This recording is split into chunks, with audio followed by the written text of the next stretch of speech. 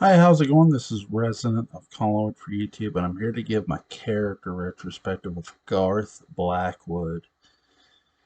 Who was Garth Blackwood? A warden, really, and a warden who had no problem abusing his prisoners and beating them and enforcing justice upon them as he saw fit. To say Garth Blackwood was judge, jury, and executioner of the men he looked after would be no exaggeration. I'd like to just look at this character and say this is a sort of Dark Shadow's take on the Shadow, but it's really not, because this man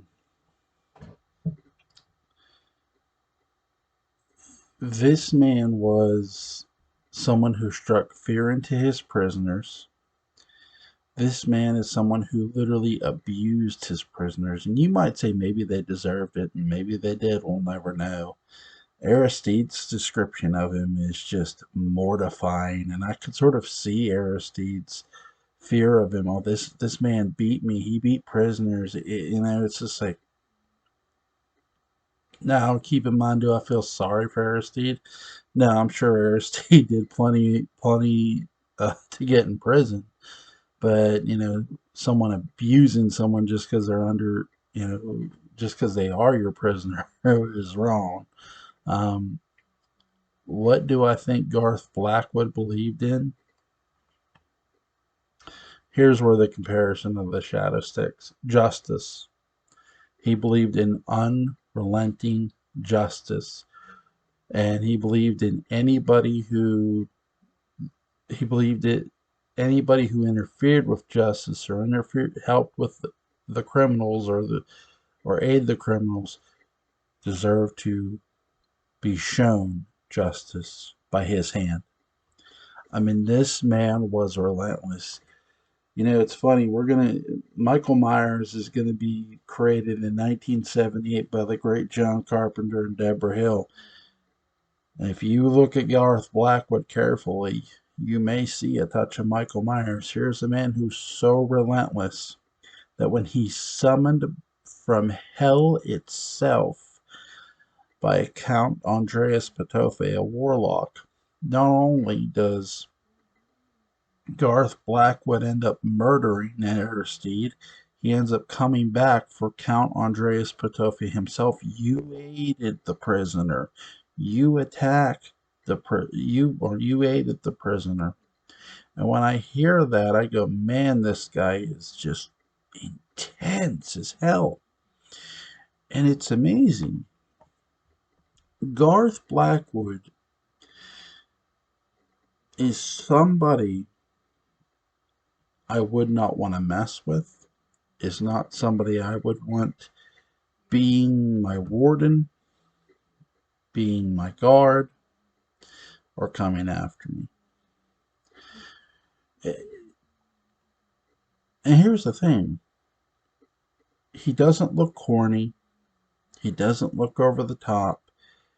He just looks like a man who's on a mission of justice and vengeance. And really, that's Garth Blackwood in a nutshell. Garth is literally justice defined. Now, if you disagree with me on the comparison that maybe you feel he more is a bit like the Shadow, I wouldn't disagree with that in a sense. I just don't feel that way. Me personally, I feel he's more his own character. And here's the real thing too. He knows this. This is the real sick part about Garth Blackwood, and I want you to pay attention to what I'm about to say. He knows when you're lying. He knows a liar when he hears one. For example,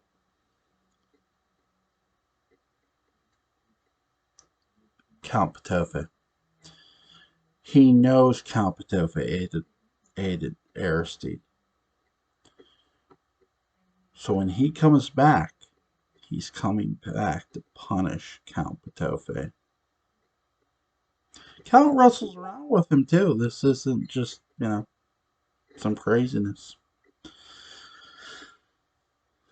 Garth Blackwood is a character a lot of people need to look at because that character is very, very dark. It's my biggest disappointment isn't in the character; it's the fact that we only ever saw the character as a living spectrum, to where he came out from hell. I wish we would have got more of the character because the character was interesting and creepy as hell. That's my only real nitpick, and it's not much of one, but what a character. I mean, seriously, they're just I can't. No one should be. It's funny. I'll sit here and say no one should be that relentless, but we've talked about. I've talked about serial killers being relentless, like Michael Myers, Jason Voorhees.